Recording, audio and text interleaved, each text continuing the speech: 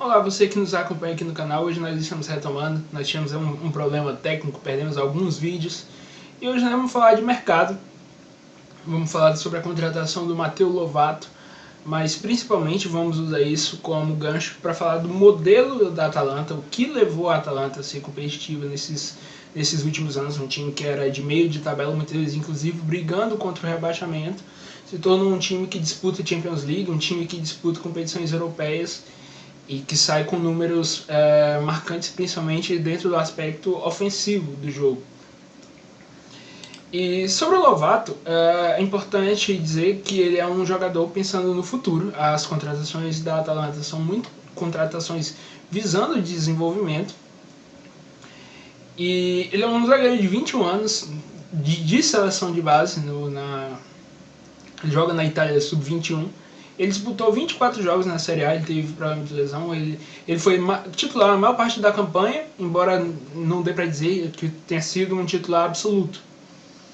E o Verona teve a 6ª melhor defesa do campeonato italiano. E se tem algo que se destaca no Matteo Lovato, são os índices de interceptações.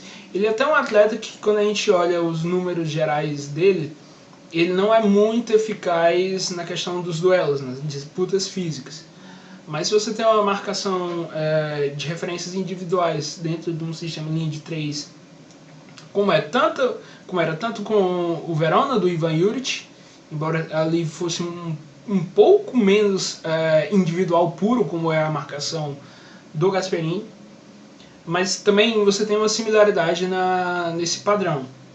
E ele foi um atleta que nesse contexto já apresentou algum destaque, já consolidou algum hype, ele chegou a ser linkado em equipes tops da Itália. E no início se falava de uma cifra de 20 milhões, acabou que ele saiu se não me engano, por 8 milhões de euros, um valor bom para um jogador jovem, um jogador que certamente o Gasperini poderá desenvolver, e tem muito tempo para isso. E talvez, de certo modo, já antecipando uma possível saída do Christian Romero. Christian Romero talvez tenha sido o personagem da Atalanta na Série A. Normalmente a Atalanta tem muito protagonismo dos seus jogadores ofensivos, mas até pela saída do Papo Gomes, pelo momento oscilante do Ilicic, ele tem momentos muito altos, mas especialmente depois dos problemas vividos no pós-pandemia, ele ainda não teve a mesma regularidade de número de jogador de elite. E o Christian Romero chamou muita atenção. Um número radicalmente alto de interceptações, um número alto de desarmes, eficácia nos duelos aéreos, duelos por baixo. Então ele parecia o zagueiro perfeito para esse tipo de modelo. Foi uma sensação, a Juventus fica provavelmente com a sensação de que fez bobagem. O Romero ele teve uma segunda temporada emprestada no Genoa, em que, de certo modo, ele não foi tão convincente. Mas era um tanto claro que as características dele casariam muito bem no modelo da Atalanta. E o valor de compra que foi fixado, se não me engano, em 18 milhões, acho que acaba sendo um barganha. Já é especulado que ele pode sair para o Tottenham. Já houve, pelo que se noticia, já houve acordo entre o jogador e o clube. Falta apenas o acordo entre Tottenham e a Atalanta. Fala-se em 50 milhões. Caso fique, já é um jogador que pode inclusive ajudar no desenvolvimento do Lovato. Mas isso mostra o destaque que ele teve. E aí, essa de valorizar os jogadores é uma marca da Atalanta desde que o Gasperini chegou. O Gasperini não apenas subiu o patamar técnico da Atalanta, as melhores campanhas da história do clube são com o Gasperini nos últimos anos, mas depois da primeira temporada, em 2016 e 2017, a Atalanta começou a somar algumas vendas de um valor muito bom para um time que teoricamente seria um time médio. Que seria do meio para baixo da tabela da Série A, hoje se tornou um do meio para cima. E essas vendas, a gente pode olhar primeiro, em 2017 logo, teve a saída do Caldara, do Gagliardini, e aí teve uma saída importante que foi a do Bastoni. O Bastoni talvez tenha sido a maior cifra dentre esses naquele primeiro momento. E o Bastoni, ele era um atleta da base, ele não teve muitos minutos no profissional com o Gasperini. E a base da Atalanta nos últimos anos tem se notabilizado por formar cada vez mais jogadores. E aí, ainda continuando, o Kessié, que foi uma cifra de 32 milhões, ele foi emprestado no primeiro momento, depois veio se pagar esse valor que totaliza esses 32. Essas cifras é importante dizer que eu não coloquei separadamente, eu juntei os valores, muitas vezes quando tem um empréstimo com opção ou obrigação de compra, eu já incluí tudo referente ao momento que o jogador saiu. O Andrea Conte saiu por 24 milhões, pouco tempo depois foi substituído pelo Hateboer. Teve a saída do Cristante, do Petanha, também por valores altos. O Cornelius, que era um jogador que pouco teve minutos, também chegou a ser bem, digamos assim, bem vendido. E isso que era um clube, o Parma, que recém foi rebaixado, mesmo assim eles compraram o Cornelius. Depois o Mancini para Roma, um zagueiro que também tem aquele perfil que a gente cita. O Kulusevski, outro atleta que era da base, estava emprestado ao Parma, se destacando ao Parma. E ele foi disputado por Inter e Juventus, a Juventus acabou levando. O Musa Barrow também é outro que foi captado, teve algumas oportunidades, mas não chegou a ser regular. Foi emprestado e depois vendido ao Bolonha por 3 milhões. E o Diallo, outro atleta da base, também 21,3 milhões para o Manchester United. O Castanhe, que era um ala direita, o ala esquerdo, reserva, ele muitas vezes jogava tanto na do Robin Gosens quanto na do Hateboer. E não era um atleta titular, mas eles conseguiram valorizar e vender esse atleta por 20 milhões. E agora você está na expectativa da negociação do Romero por uma cifra que seria recorde na Atalanta. E é uma amostra de que é um clube que pega um jogador por um valor ou puxa ele da base, desenvolve e vende. E isso, tanto a Atalanta quanto o Gasperini estão se mostrando especialistas. E uma amostra disso, de que é um orçamento que você busca jogadores mais discretos, era quando a gente olhava o orçamento dos clubes da Série A. Os salários que haviam sido divulgados, todo ano a Gazeta dello Sport traz uma reportagem mostrando as cifras que os clubes pagam. O salário mais alto da Atalanta era do Papo Gomes, que foi um jogador que de certo modo foi muito importante. Ele já era um tanto experiente quando chegou na Atalanta, ele não foi vendido por uma cifra alta, mas ele foi muito protagonista, ele teve números de atleta de elite enquanto atuou pela equipe da Atalanta. E ele recebeu um salário de 2 milhões de euros. É um salário que, por exemplo, algumas reservas da Juventus têm em valores mais altos. E ele era o craque do time, um maior salário. A Atalanta era apenas o 11º orçamento. E se a gente compara, por exemplo, com equipes como o Cagliari, totalmente decepcionante nos últimos anos, Torino, Fiorentina com um elenco que muitos jogadores são frequentemente linkados com clubes de nível mais alto, mas raramente consegue fazer uma campanha competitiva. E a Atalanta está aí à frente de todos esses, e à frente inclusive de clubes tradicionais, dos mais grandes, inclusive ficando nessa temporada à frente da equipe da Juventus. E isso é uma amostra de que é um projeto muito bem sucedido e muito bem pensado, principalmente do ponto de vista financeiro. E isso, a forma que essas contratações são pensadas também tem a ver com o estilo de jogo do Giampiero Gasperini. Primeiro, é uma equipe muito ofensiva, que joga um 3-5-2, 3-4-3, e ela tem uma peculiaridade que são as marcações individuais. O jogador, ele vai, tipo assim, foi pré-determinado que você vai marcar esse cara, você vai seguir ele o jogo inteiro. Então, para isso, você tem que ter grandes capacidades dentro do ponto de vista físico. Inclusive para pressionar mais alto, retomar no campo de ataque e tentar fazer gols a partir daí.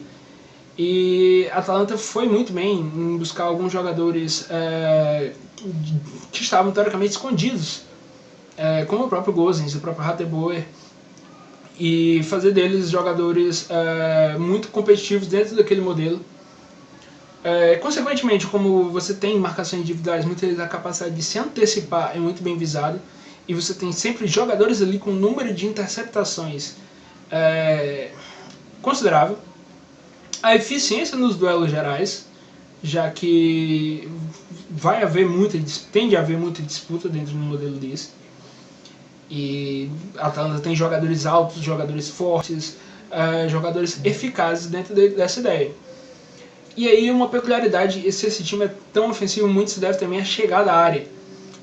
Você vê muitas vezes o ala, que não é o do lado que está com a bola, atacando a área. Por exemplo, o Robin Gosens cansou de fazer gols assim, e teve uma Euro que teoricamente não tenha sido espetacular, mas ele teve uma grande atuação contra a seleção portuguesa, sempre aparecendo pelo lado esquerdo como um elemento de surpresa e contribuindo em basicamente todas as jogadas de gol naquela goleada. É uma equipe que tem muitos jogadores que rematam de longa distância, seja jogadores do ataque, sejam do meio campo. E os zagueiros, eles, principalmente os que atuam pelo lado, os do centro nem tanto, esse acaba tendo mais um papel de distribuição, mas são zagueiros que conduzem a bola para o ataque, muitas vezes avançando, progredindo muito além do que é normal para um zagueiro, mesmo em linha de 3. Você vê muitas vezes, por exemplo, o ala vindo mais para dentro e o zagueiro ocupando como se fosse o papel de um lateral mesmo, conduzindo, avançando. Você vai encontrar gols ao longo desses anos da equipe da Atalanta, por exemplo, você vai ver o Rafael Toloi dentro da área, e isso é bem característico, é um estilo de jogo que eu posso dizer, acho que pouquíssimas equipes fazem no mundo. A Atalanta joga um modelo de jogo, um futebol que é só dela. Acho que talvez o mais próximo que eu consiga pensar disso talvez seja o São Paulo do Hernan Crespo, e mesmo assim tem diferenças, mas é um futebol, digamos, peculiar e que funciona. A Atalanta tem campanhas nos últimos anos que não fazem questionar. Se a gente contrasta o que é gasto com o que se entrega de resultado. E aí, quando a gente falou do Gasperini, toda essa importância dele desenvolver atletas, isso é notório desde, por exemplo, na passagem dele pelo Genoa. Ele teve presente algumas das melhores campanhas do Genoa nesse século. E é interessante que ele projetou muito bem dois nomes que tiveram bastante destaque, que são o Diego Milito e o Thiago Motta, que após a saída da equipe do Genoa foram campeões da Champions League, com a equipe da Internazionale, e com muito destaque. O Diego Milito talvez tenha sido o melhor jogador daquela final em 2010 contra o Bayern de Munique, e isso tem muito dedo do Gasperini. Mesmo o Milito, o Milito não era um jogador jovem, e mesmo assim ele conseguiu alçar o futebol desse cara a um nível de elite. Ele se tornou um world class. E também a gente vê na Atalanta nos últimos anos jogadores chegando às seleções principais, de seleções fortes da Europa, com destaque, e também jogadores que às vezes eram, digamos, mais discretos, que não eram jovens, mas que alcançaram números entre os melhores da Europa. A gente pode falar, por exemplo, do Spinazzola, que se destacou muito nessa Euro. Ele estava apenas emprestado pela equipe da Juventus, mas voltou, teve uma lesão, jogou 6 meses e teve boas atuações, acabou negociado com a equipe da Roma, foi bem nos últimos anos e teve esse destaque agora na Eurocopa, acabou tendo uma nova lesão, espero que recupere seu futebol. A gente pode falar do Ilicic, que era um jogador que tinha algum destaque ali em equipes médias da Série A, mas nunca comparado ao que ele fez na Atalanta. Ele teve, nos meses iniciais da temporada de 19 e 20, era um dos melhores jogadores da Europa. O Papo Gomes também somou seguidas temporadas, sendo um dos jogadores que mais driblava, um dos jogadores que mais dava passes para finalização, um jogador que também fazia gols, e foi o grande referencial técnico dessa mudança, desse projeto da Atalanta. Mas como a gente viu, nenhum jogador é insubstituível. Ele saiu e o time segue forte, segue competitivo, segue marcando muitos gols. Outro nome, o já falado ala Robin Gosens, que ocupou o lugar do Spinazzola e fez parecer que ele não havia deixado saudades, por mais que fosse um atleta de um nível altíssimo, o Gosens substituiu muito bem, e chega a ser especulado também em equipes mais fortes, em equipes de maior orçamento. O Rafael Tolói, que era um zagueiro promissor aqui no futebol brasileiro, mas que talvez no São Paulo, por exemplo, ele deixou a sensação de que talvez não chegasse a um nível mais alto, e na Atalanta ele bate seleção italiana, por estranho que pareça. Acho que ele poderia ter sim recebido uma oportunidade na seleção brasileira, acabou buscando se naturalizar, por assim dizer, corrigindo, enfim, pequeno erro. E teve bastante sucesso na Série A e é um jogador atualmente de seleção italiana, ainda que a gente pese que há uma escassez de zagueiros destros na seleção italiana. Isso é um fenômeno um tanto estranho. Os zagueiros canhotos são muito mais frequentes e, em geral, os zagueiros canhotos são raros. Outros dois nomes também que não eram protagonistas, eram jogadores de algum destaque na Série A, em equipes médias, e que na Atalanta se tornaram jogadores de números muito altos.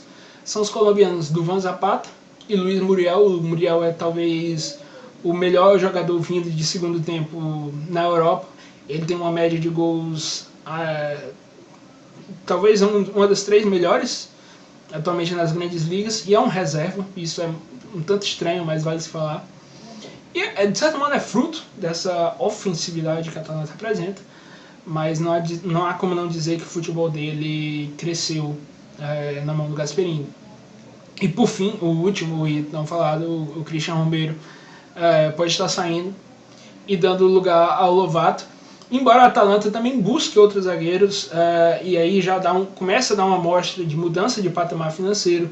A Atalanta está tentando jogadores como Sven Botman, está tentando Merih Demiral, que era um jogador que algum tempo atrás era tratado como inegociável pela Juventus. Está tentando o Koopmeiners, que aí já mais um meio campista, mas também atua na zaga, e é disputado com algumas equipes maiores. A Atalanta está tentando jogadores de um patamar mais alto. O próprio Tomiyasu, que seria um jogador que normalmente seria o que a Atalanta faz, o Bologna fez, que era captar esse jogador no mercado alternativo, desenvolver e fazer ele alcançar um nível mais alto. O Tomiyasu já é um jogador nesse patamar. Se chegar, pode ser que o Gasperini transforme ele em um jogador de elite europeia. Simplesmente acho que não dá para duvidar da capacidade que ele tem para isso. E isso é uma mostra de que é um clube que atualmente faz um trabalho sensacional, tanto do aspecto de captação quanto de desenvolvimento desses atletas. Não é coincidência, são muitos jogadores que vêm se repetindo esse procedimento, seja vindo da base, seja jogadores não necessariamente jovens, mas jogadores mais discretos da Europa, e eles conseguem transformar em jogadores de seleção. E eu acho um trabalho sensacional. Acho que não é à toa que eles estão todo ano brigando por competições europeias, e acho que isso, enquanto o Gasperini seguir, provavelmente seguirá acontecendo. Acho que a Atalanta não vai baixar de patamar tão cedo, e mesmo que chegue outro treinador, já vai pegar uma herança muito bem consolidada, e acho isso sensacional. O Lovato é talvez mais uma tentativa, mais um projeto para o futuro. E é isso. Vocês gostaram da nossa análise sobre a Atalanta, sobre Gasperini, sobre o Lovato? Se inscrevam no canal, compartilhem com os amigos, mas é isso e até a próxima.